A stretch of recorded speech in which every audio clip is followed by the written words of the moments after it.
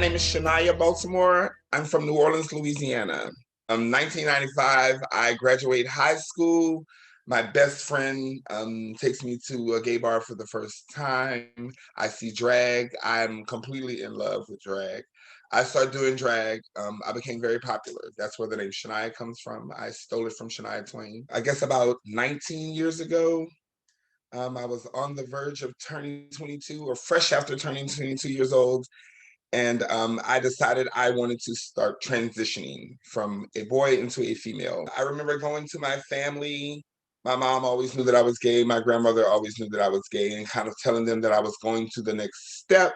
And I can just remember distinctly one day my grandmother telling me that there's no reason anyone else should be worried about who I love other than the person that I love. So I kind of like just let that be something that I motivated myself to keep going. And any other aspect of how I live my life, I thought was irrelevant to other people. I moved forward, I transitioned.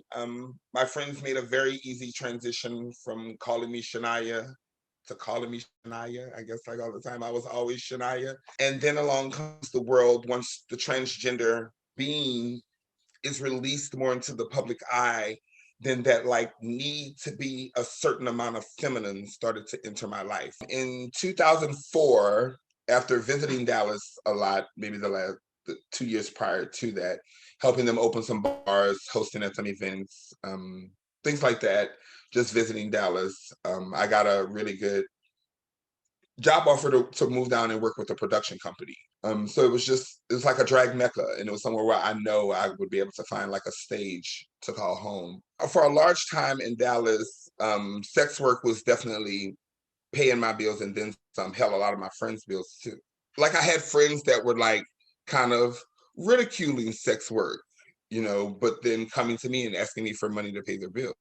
A lot of those moments combined, and then the mixture of the fact that like so many people loved me, but I was like not in a happy place.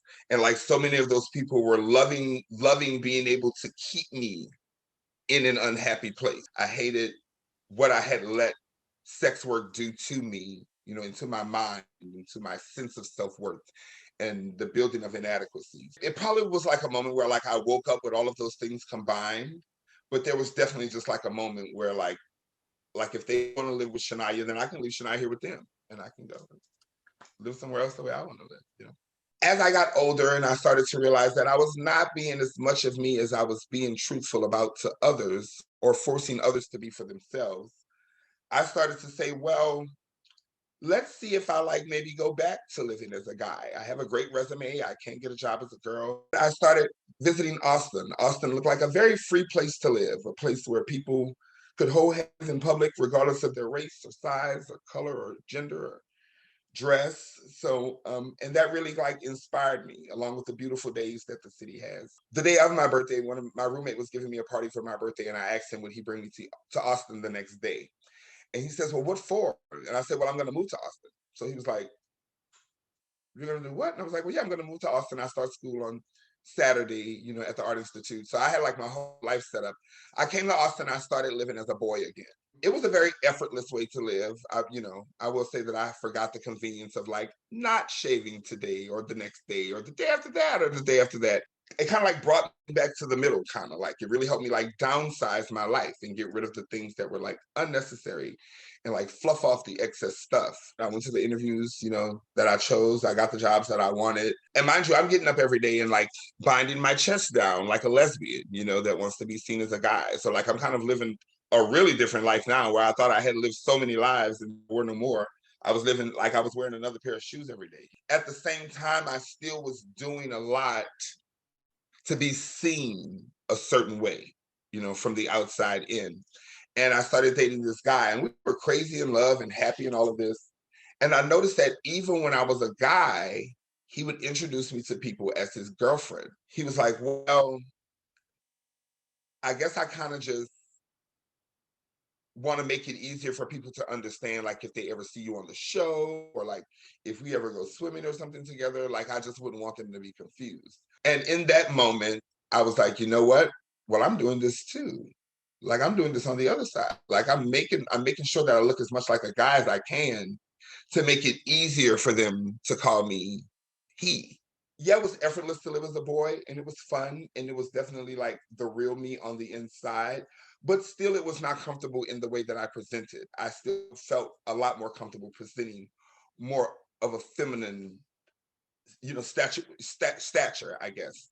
I decided that I would just kind of like, I guess, live day to day and enjoy the advantages that Austin has to offer for someone that wants to live trans non-binary or trans non-gender conforming as myself. And I finally get the job that I had been applying for here since before I even moved here, which was to be an HIV prevention specialist with AIDS Services of Austin. Right before my 42nd birthday, I go to my boss and I'm like, so what happens if I want to like start coming to work as Shania all the time?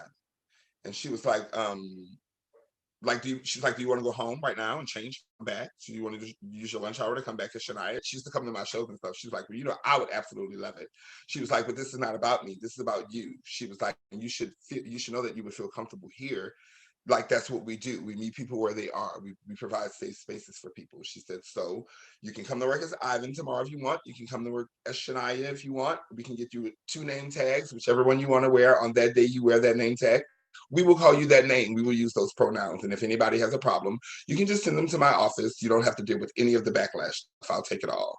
I didn't have to make any adjustment. I didn't have to keep correcting people. I didn't have to not answer when they address me as a boy. Those awkward moments, none of that happened. Shania today is just all about self-care and maintaining that sense of self-worth. You just have to be very comfortable in self and knowing that if someone is not willing to get to know you, then they're not worth your energy. If I could grab Shania from New Orleans and Dallas, I would just tell her to be who she wants to be now because she's going to eventually push through all of the other bullshit and be that person anyway.